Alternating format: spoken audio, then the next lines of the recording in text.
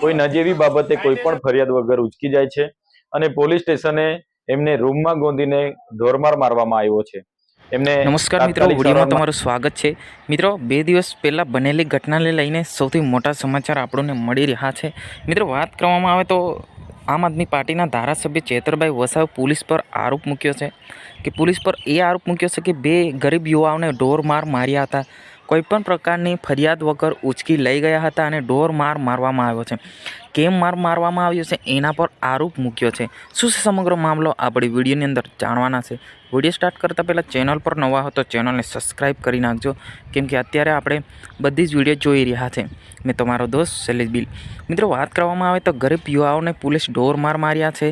2 થી 3 કલાક કન્ટિન્યુ માર મારવામાં આવ્યો છે। દેવમોગરા જતા યુવાનો દર્શન કરવા જતા યુવાનોને અચાનક પોલીસે અટકાયત કરી હતી। એમને પોલીસ સ્ટેશને લઈ જઈને ઢોર માર માર્યા હતા, કેમ કે આ એક કિસ્સો નથી। આદિવાસી સમાજ પર વારે ઘરે આવા કિસ્સા બનતા રહે છે।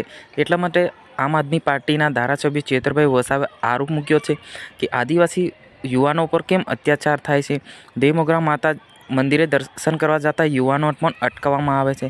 તો આવનારા દિવસોમાં અમે આંદોલન કરીશું અને આને કાયદેસરની કાર્યવાહી થાય એવી માંગ કરી રહ્યા છે। જ્યાં મિત્રો, વાત કરવામાં આવે તો ચેતરભાઈ વસાવાએ પોલીસ પર આરોપ મૂક્યો છે કે વારે ઘરે આવી ઘટના ઘટતી રહે છે અને કોઈપણ પ્રકારની એક્શન નથી લેવામાં આવતી। આદિવાસી સમાજ પર જ કેમ આવી અત્યાચાર થાય છે એના કારણે એક આરોપ મૂક્યો છે। આરોપમાં એવું લખાણ કર્યું છે કે જે જવાબદારી અધિકારી છે એમને કાર્યવાહી કડક કાર્યવાહી થાય એવી અમારી માંગ કરી રહ્યા છે। જ્યાં મિત્રો, આને લઈને તમારે શું કહેવું છે કોમેન્ટ બોક્સમાં અવશ્ય લખજો, કેમ કે પોલીસ છે, અત્યારે ગુજરાત પોલીસ છે, લગાતાર જે ગુનાના કારણે જેમ તેમ મારપીટ કરી રહી છે। શું પોલીસને કાયદાનો કાનૂન તોડવાનો આવો અધિકાર મળતો હોય છે, કેમ કે ઢોર માર મારવાનો અધિકાર મળતો હશે? એ તમારે કોમેન્ટ બોક્સમાં અવશ્ય લખવાનો છે। તો મિત્રો, આ હતા આજના